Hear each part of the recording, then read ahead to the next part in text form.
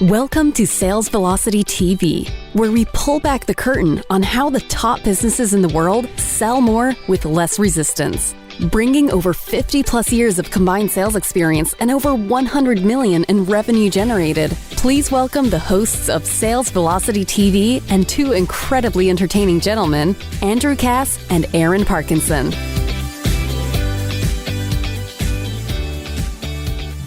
Welcome back, everybody, to another episode of Sales Velocity TV. I'm Andrew, that's Aaron, and we are talking traffic and conversion today. More so, what's going on behind the scenes in the world of traffic and conversion. Aaron, I feel it changes so much day to day, and you got to be on top of it as if you were like a day trader trading your stock account or your cryptocurrency account, because these numbers and these stats and this data is moving fast. I know you see it a little bit more than I do, but we're going to break down exactly what it takes to continue to be able to make cold traffic convert to warm buyers, how to continue to optimize your offer. And then we'll talk, I think, towards the end, Aaron, about what we're seeing that's working well today and what isn't working so well today, which I think is a good closing. Yeah, absolutely. This is for all the people that watch us live. This is your last opportunity to see the background of the beach condo. I'll be officially back in my normal house on Sunday as my 9-year-old is released from his 14-day quarantine with my wife. So yes. I'm excited to get back to the normal world, to my normal big glass cube office that most people back in the studio next week with the vintage, with your vintage backdrop. With my yes, with my, looking my forward vintage, to it personally. My jazz trumpet playing background next week. But yeah, we're talking about traffic. We're talking about how to maximize every dollar, how to make sure your offers are converting today. And I think really, Andrew, where we're going to start today is sort of a general state of the union, of what we're seeing going on. Had a great conversation with a potential client the other day that you and I were talking about. And, in this particular case, he was talking about Facebook and he was and Instagram, and he was saying, up to about, May, we were killing it. And then it just fell right off a cliff. Right. And I said, OK, great. Let me ask you a few questions. Number one, what was the first thing that you did with regards to the iOS changes that went into I'd like you to talk a little bit about that, Aaron, too, because this new Apple iOS thing has created mass disruption, by the way, in the world of Facebook and Instagram, or Google too? It has in Google as well, because it's impacting both, but we're actually seeing a much more immediate effect inside of Facebook and Instagram. And for those people that don't know what iOS is, that you might see it going around, but you don't really know what. I think they know it because they see it on their iPhone, but that's about it, right? Yeah, right. Is basically what's happened is Apple, with all of their phones and all of their devices, has, and particularly around the phones right now, they've basically said, we're going to cut down on people's ability to track you in the advertising space, right? So we all know, we've all had those conversations with our friends. You had it the other day. We had a conversation and you showed me Bill Phillips, right? We were talking about Bill Phillips, and 5 minutes later you saw a post from Bill Phillips. Kind of right? the retargeting, tracking your thoughts. Exactly, right? Your phone. People are a little creeped out by that, right? They are. I mean, how many times? So is Apple doing something about this? Is that their right? Have they said, hey, we want to protect the consumer a little bit more? Correct. And that's probably really pissing off what's his name? Zuckerberg at Facebook, because he'd like all the tracking he could ever get. He's been called the Capitol Hill 4 times now on that. It's the most disruptive change in the digital marketing industry since the Google slap of 2007. So what basically Apple has said is, when people download the new operating system, iOS 14, anytime that they're going into any free app that will track their usage, so that advertisers can then more effectively advertise to the user the thing that they want based on their usage, the user will get a pop-up that says, hey, do you want to allow this website to track your usage? And you press yes or no. And if you press no, Apple's blocking the tracking technology or the advertising networks of the advertising networks, right?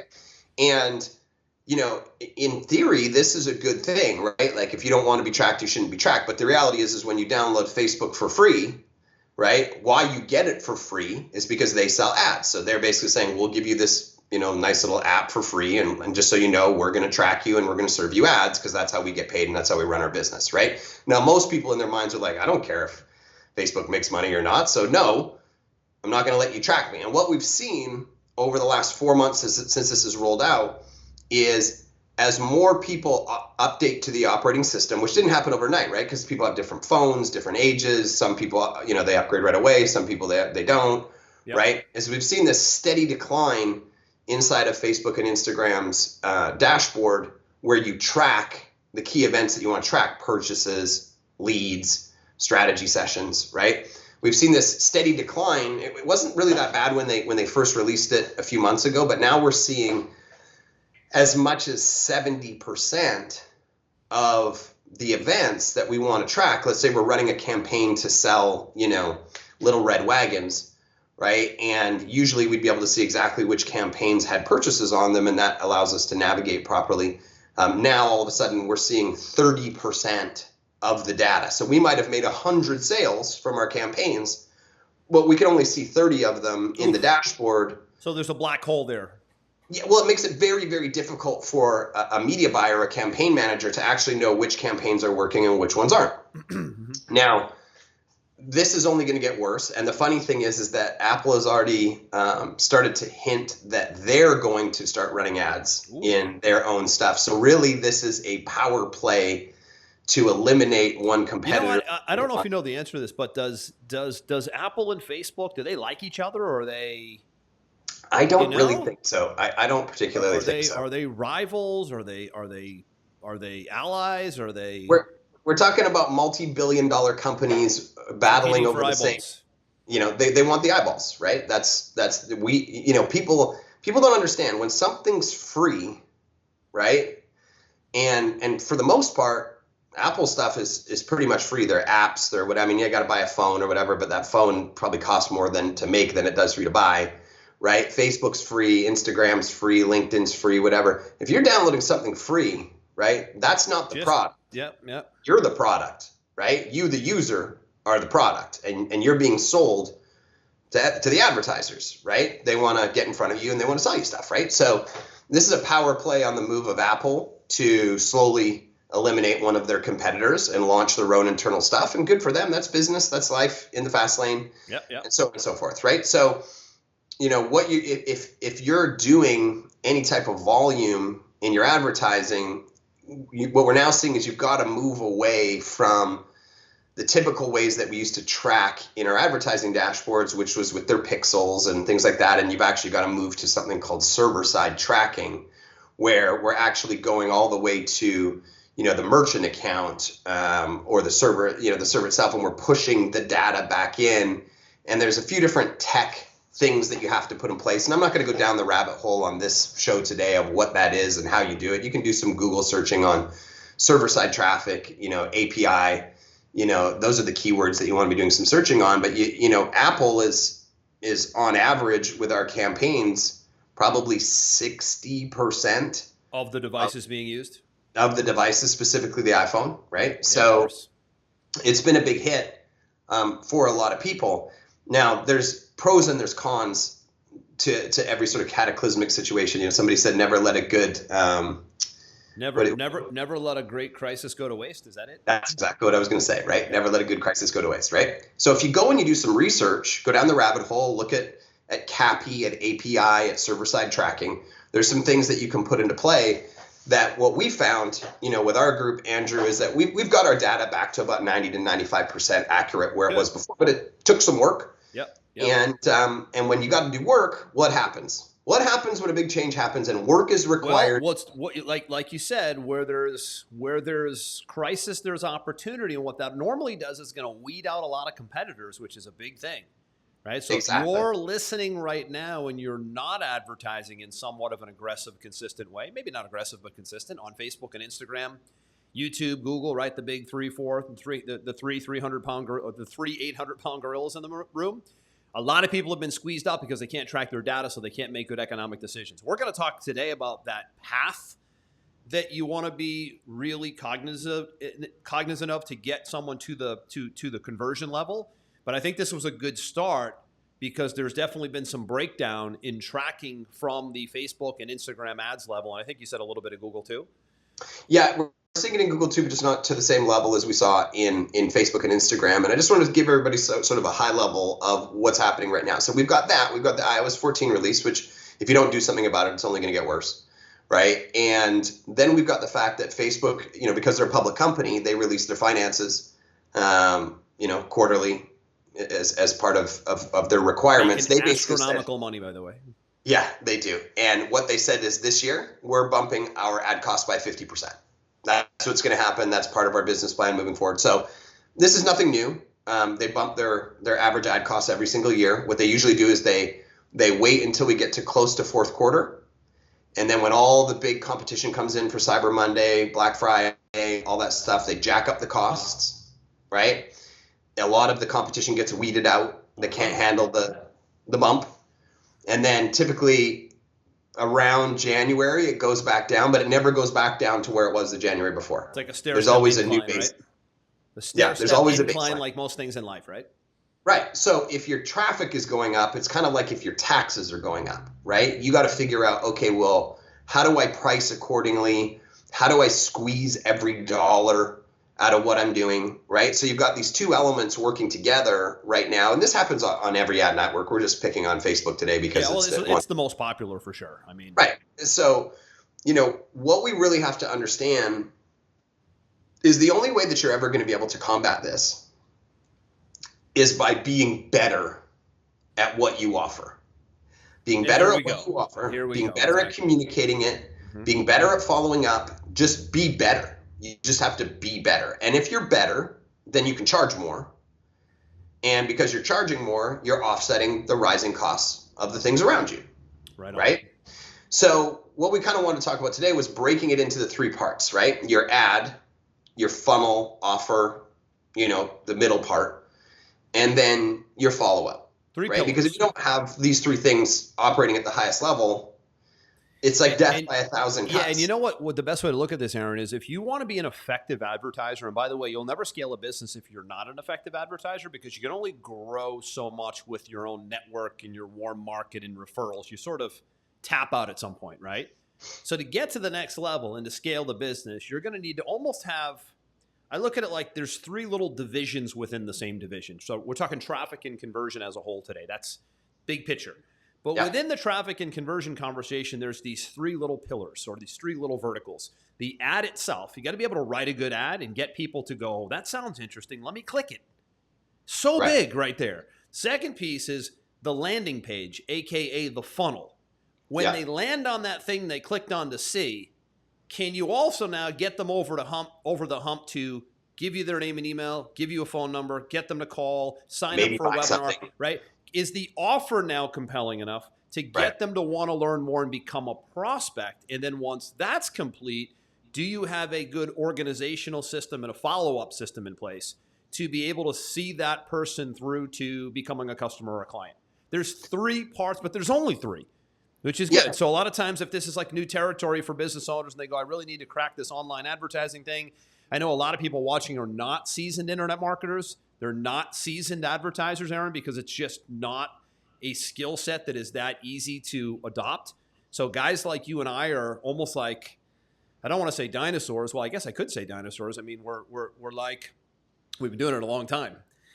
Right? We've been doing it a long time. We're not extinct, right? We've been doing it a long time. But I should just say we're seasoned. Well, what's the term that we're unicorns, bro. Bill Glazer of Glazer Kennedy used to use this term. Grizzled veterans. Right. I love that term. I've always loved it. We are grizzled veterans when it comes to traffic and conversion because we've been doing traffic and conversion since before Google was even a search engine. So that's a lot of time. It's true. But I think sometimes we get caught in our own little bubble where we think this is most of the stuff that we talk about now is common knowledge because it's been a growing. We take it for granted. We do. For 14 years, right? Yeah. And then almost every, I'm not even going to say almost, every single person that you and I speak to one-on-one has a problem in one, two, if not all three of the things that we just talked about. You just nailed it.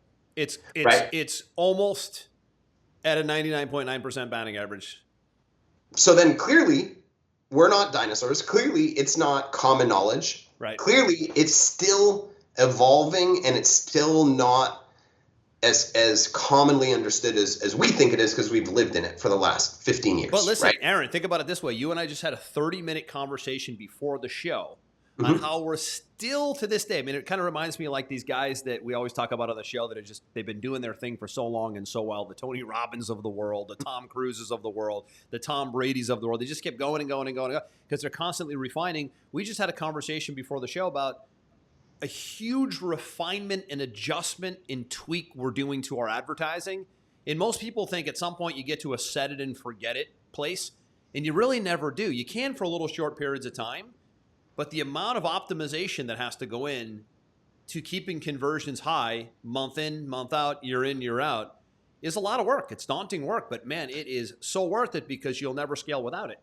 Right. And some people go, how is it worth it? Right. And we won't go into the details of the conversation we were just having before this, but basically where we're at in one of our businesses right now that we own, we're at a multiple 7-figure level in that business. And we, in about 20 minutes, hash through some details that will allow us to take that business from, $2 million a year to $6 million north of a $5 year. Yeah. Right. And it'll happen over the course of the next 45 days. Right. Imagine if you had that kind of clarity and power with your business, that you could just make some optimizations, when you were ready and take it to that level. That's the power of what we talk about on this show. If anything, on most days, and we've been talking about this for a year, Andrew, we could dramatically expand the size of the business any day we want to. Any business we have, we could go, our challenge is actually in slowing ourselves down to make sure that the infrastructure and the optimization and everything is in place so that we don't waste money or we don't ruin a reputation of a specific company or whatever. So where most people are out there saying, how do I get more leads, more sales? We're saying, how do we slow ourselves down to make sure that the systems are in place for it to run smoothly? The preparation is in place to be able to handle the sales, take Correct. care of the customer, deliver the product. At the highest level. Key. A lot of times it's, I need leads, I need sales now. And if somebody blows up and gets a lot of leads and a lot of sales, they haven't quite nailed the operations and the fulfillment to a level that needs to be. So there's a lot of balancing act happening, as you said. Yeah. But I want to go back to what you just said a second ago, because you even took that statement for granted. And that was, at any given time, we can just turn the knob and double or triple our track. That's powerful. Can you imagine getting to a point in your business where you can literally make a decision? You know what? Today, I think we're going to double our advertising spend, maybe triple or quadruple our revenue in the next 45 days because we have such a handle on the traffic and conversion piece that we can kind of turn it on and turn it off like clockwork now. It has taken us a long time to get to that, to get to say that statement. And I wanted to just nail that home because this is the end result of really getting good at traffic and conversion, is eventually you can get to a point where you can completely control the amount of lead flow and deal flow that's coming into your business. I mean, it's an investor's dream. It's an owner's dream. It's life-changing. A funding dream. I mean, it's a cash cow, and it is incredibly attractive for sale. I mean, so many benefits, obviously. For me, I talk about it with our team all the time. It's actually generationally impacting, right? Because when we see one of our clients go from $10,000 a month in sales to $1 million a month in sales, that's impacting them, their children, their children's children. Like we've recharted the direction of their life, right? And I only know one way to do that, and that's through what we talk about. That I feel like I'm smart enough to actually be able to successfully do. Like I can't. I'm not a finance guy. I don't think I could run a hedge fund. I don't think I could be a brain surgeon. I don't. To me, this is just time, and consistency. And you don't have to be a genius. You just have to, take the time to understand the pieces. Which is why if you're watching the show, good for you, because you're investing time into what I think is the most accessible, the most valuable skill set on the planet. No doubt. Can I go to a business, whether it be mine or somebody else's, and say, what would your business look like if I 10x'd it tomorrow? Most people go, not possible, but the reality is very possible. In fact, it's overnight possible. We just have to make sure that all the pieces are in play to do it profitably and sustainably long term, right? So let's go back to the ads itself. So pillar number one is, and really, let me jump in for a second. I actually kind of feel like number one and number two are interchangeable for the reason that my ad will be dictated by my funnel and my landing page. So if I'm offering a free report on weight loss, let's say, sure, I got to really know what that offer is to write a good ad. I can't just go write an ad and then figure out what am I selling here, because the copy in the ad will dictate what I'm offering. So really, they go hand in hand. There has to be consistency. We talk about this when we look at clients all the time, where there'll be incongruencies between the ad and the landing page offer, which is a disconnect. The disconnect there will create a conversion problem, right? So you're 100% accurate that you really have to take some time to know and do some research, whether it's internally with your customers or externally with other experts or analyzing competitors, to understand what are the pain points of the particular group that you're attempting to sell to. What are the negative experiences they've had in the past? What are the things that irritate them? What do they really want to accomplish? How's it going to impact their life if it is accomplished? So you really have to take that time and do that research. And once you do, then you can craft a solution to their pain points, which now, is reflected in, let's say, your landing page, right? And once you've got that, then you can carry that forward into your advertising. And the difference between, let's just say, the landing page and the advertising is that the advertising, you need to be a little bit more aggressive in grabbing the attention, and you can tone it down a little bit as long as it's still congruent in your landing page, right? But over in the ad side, and let's just say we were talking about an example of use my free report example all the way through. Right. Yeah, like the free report example is great. We have a client that's in the insurance space, and what she sells is basically a type of insurance where if you get injured on the job, you get paid cash right away. There's no like messing around with payouts over time or having to die or like whatever, right? And so in the ad side of it, right, she has to go out and actually twist the knife to get attention very quickly, because insurance is boring, right? And I think it's kind of where we got to stop and really make a point here. Most of the time, what you're selling is boring and saturated and nobody cares. What you have to do when you're creating ads and offers is you have to make it unboring, right? Somehow make it entertaining, interesting. It's hard to do sometimes, right? Yeah, you have to smile a little bit, have fun with it, right? Don't make it obvious that you're so bored with your stuff, right? It's like it's got to be to people, right? It's got to be very disruptive, right? Yeah. So what we did in her particular ad is we said, hey, attention people working in high risk jobs. What would your life look like if you got injured and your family didn't have any money to live off of, and you couldn't get a new job, and now all of a sudden your kids couldn't afford new clothes or to go to the school that they wanted to, and all of a sudden you had to move in with your parents when you were 42 years old, right? All of a sudden somebody who's in a high-risk job just read that headline, so it grabbed them because I'm in a high-risk job, and then it starts really painting this picture and twisting this knife, right? And they're like, oh my God, I can't be that person that leaves my family in that kind of situation, right? Let me show you the unknown sector of insurance that very few people have any idea exists, that can get you paid out within 24 hours if you have a job on your high-risk industry. Click the link below to learn more, and then they go over to the landing page, and it reiterates the same stuff from the ad, and enter your email here to watch a case study where somebody just like you went through the exact same thing and they got paid out, whereas if they had done this other thing, they wouldn't have got paid out and their family was taken care of. Well, now if I'm in a high-risk job, I all of a sudden feel like if I don't watch this, I'm an irresponsible parent. I'm a bad parent. If I'm a bad wife, I'm a bad husband. I'm irresponsible. Oh my God, I don't want to be that guy, right? And I'm going to listen and learn about what this person has to say, right? Now, the alternative to that would have been having an ad that just said, get high-risk job insurance today. Right. So that ad falls short. it dies on the 2-yard line. And that's what happens mostly in advertising today. And by the way, we did a whole episode on this, which would be very instructive, called the 2x3 selling method, where we broke down this problem, agitate, solution formula, which is exactly what you just did. You're going to have to really elicit some emotion in these ads today. We're getting hit with how many ads in a day? From TV, from internet, from social media. I mean, you're gonna have to be a little bit dramatic today if you want to get attention and stop someone in their tracks on the ad.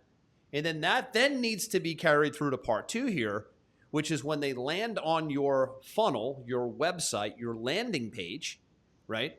Then when they get there, they then need to be sold on the next step, which is usually name and email, give us a call, download the report, right? You then have to do it again. So there's 2 steps here, which is really important, is the ad has to elicit that response you just had. And then when you hit the page, you got to be good enough on, maybe it's a video of you, maybe it's just good copy, maybe there's great testimonials and case studies. Something has to be there to say, this report will show you how to get to here without here, right? This report will show you how to lose 10 pounds in 30 days without sacrificing your whole life to eating salad all day long, right? So something like that gets them moving, and then they go and get the report. And now you've achieved 2 critical steps. You got their attention with the ad. They click through. You now kept their attention and got them to request the thing on the page. And now you have a prospect. Now you have a list, right? Now someone's in your funnel. And now really good business is bringing me to part 3. I don't know if you want to mention anything on part 2, Aaron, but on part 3 is now you have follow-up and follow-through, which is almost like a lost art today. I think we did a whole episode on this. It's why we started Pipeline Pro, our company that produces this show, is because follow-up and follow-through is an organizational software process that very few have. Yeah, and I talk about Simon Sinek, who you and I worked with many years ago. He has, I think, the most watched TED Talk of all time, Start With Why. And what he talks about in there is the law of diffusion of innovation, right? And basically what he talks about is that there's 2% of people who see something and they just get it on day one. Right. They're the ones that, waited 9 hours for the first iPhone, right? In line. Exactly. Right. Exactly. And the problem is that let's just say there's 100% of people who would buy your stuff if given a long enough timeline and enough information and enough, overcoming of objections and all those things, right? You can't rely on just the 2.5% of people who just get it, right? We talked about this earlier. Advertising costs are going up, right? We talked about, battles between platforms, trying to, remove the amount of people, that are going to be, have eyeballs, right? Everyone's in the fight for the eyeballs. I mean, that's why the media is so crazy right now. We talk about this all the time, Andrew. They're just pumping fear and division and animosity because those kind of things get eyeballs and they need to sell them to their advertisers, right? You got that right. And I don't know if you can see this, but I've brought up an old vintage visual for those watching by Sales Velocity TV of where people are in the buying cycle. So critical is very few are open to buying now, like you said. So how are you not building a list and building a follow-up path when close to 80%, even closer to 90% of your prospects are not ready to do anything right now?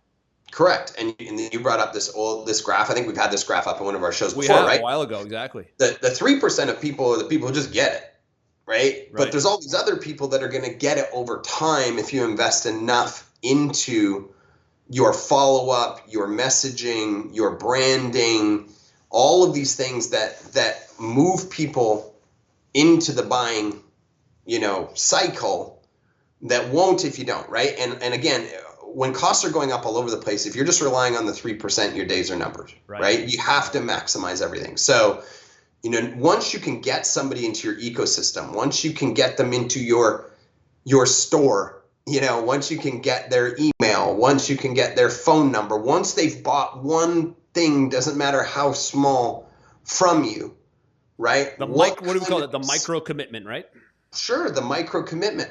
What kind of experience are you giving them after they've given you that thing? Do they get a call? Do they get an email? Do they get a text? Do they get sent something in the mail? Do they get to attend a webinar or a class or some sort of training, right? What's going on back there? Because it took a lot to get that lead. Yeah. What's now going on back there to keep that lead interested, engaged, and slightly entertained, right? We talked about this before. Entertained and interested is something you need to strive for today. And I would take a third pillar of that. Entertained, interested, and knowing that you care. Knowing that you value so much the fact that they would engage with your business, that you're going to send them helpful tips by email once a week for whatever industry you're in, that you're going to open your network to them, that you're going to educate them more on the things that they want to learn about, that you're going to share, helpful testimonials from other people that they can learn, how do you give, that you're going to book one-on-ones with them to show them demos, that you're going to, follow up with them in 2 weeks and ask if they're okay, right? That's critical. All of these little elements where people are like, man, these guys, these girls, this company is just going over and above to give me the best experience possible. And that's a lot of stuff. It's a customer experience play. We've done a whole episode on it, and you have to engineer that. And you have to be very deliberate about that because so few are. So few are buy or die. They spend all this time and energy on great ad, great funnel. They get the lead or they get the customer. And then it's like, I always jokingly say they're in the witness protection program now. You can't find them. Right. It's a big deal. Yeah. I mean, we had a conversation yesterday with one of our clients, and they started with us at about $100,000 a month in revenue, and then they got up to 1.5 million a month in revenue 12 months later. And their customer journey of their product itself was extremely disjointed. It was like, buy this program, there's no start and finish dates to it. And then they came up with another program and they just kind of sold it to the group and there was no start and finish dates. And then they came up with another one and they sold it. And so they're just hammering this list over and over and over again, which eventually it's going to saturate, right?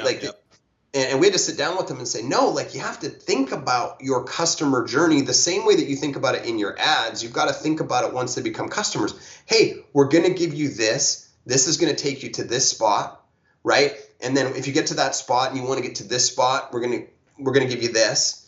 And it's going to the first one's going to take you 6 months. The second one's going to take you 6 months. The third one's going to take you 6 months. And then you're going to get to here. And then you just keep thinking, like, what do my clients want? What do they need? How can I best serve them? What can I put together? And how can I create a clear path for what they want? And a lot of people go, well, was this just information marketing? No, it's not, right? If you look at somebody like Dollar Shave Club, right? They solved a big problem. They said Gillette razors are $20 a pop. And they're kept in a closed locked case, which is absurd, in the grocery store. I don't know if that's how it is. So people don't steal them. Right. So people don't steal them. Right. And we're just going to deliver them to your house, for $5 a month. You'll never have to think about it again. And then once they solve that pain point, that thing that people were irritated by, right? Then they said, what else would our customers want, right? We know they shave. We know they're probably men. Right. Not that difficult to figure out what else a man might need that is congruent and consistent with his shaving regimen. And all of a sudden out came the organic, no paraffin shaving creams. Cream, aftershave. And then after that, some deodorant. Right. Right. And the guys are like, man, these guys have done such a great job in winning me over and communicating with me and following up. Like, absolutely. Why would I want to buy the Gillette shave cream? I'd rather buy their shave cream. Why would I, it's all about thinking about what's next and how you can create that customer experience that just buys their loyalty. That's what you're doing, is you're buying loyalty. I read the other day, Andrew, blew my mind. Mm-hmm. What do you think the lifetime value? I've never seen this released before till yesterday. What do you think the lifetime value is of a Starbucks customer? Don't know. Take a guess. Oof. The lifetime value of a Starbucks customer. One coffee at a time. One coffee at a time. It's got to be in the thousands. Yeah. Take just random guess. 10,000. $14,950. They've figured it out. That's their lifetime value of a Starbucks customer. That blew my mind, right? Because we're talking about what, $2, $3 at a time, right? Because Starbucks engineered what they call the third place. Expand. the third place, meaning you have a home, you have an office, and Starbucks was engineered to be the third place. They were the pioneer of a coffee shop you can hang out in and be a regular in and do your work in and sit in the couches and all. Like, we take all that for granted now. Starbucks pioneered it. They called it, we are a third place business. That was their unique selling point. You never knew that? Brilliant. So if you read the story about Starbucks early on, that was the model. It wasn't just, we're just going to serve coffee. No, we want to become the third place. You got a home and an office and you have Starbucks. Genius. And listen, because that's an experiential play. It isn't a coffee play. The coffee's all right. The third place feel and the aura of the place is what people loved. People clamoring early on to get a seat. It's the feel. It's the music. The smell. It's Who doesn't the love the smell of smell. coffee? It's the couches. You don't even have to like coffee to love the smell of coffee. No, and I love going into Starbucks. Me too. When we were in Florida a couple weeks ago with you, Andrew. Your hotel was, you had one downstairs. Yeah, we were downstairs, and then when I was waiting for my wife while she was doing her test to become a teacher, I sat in the Starbucks for 2 hours. Why? Because I never felt in the third place, pal.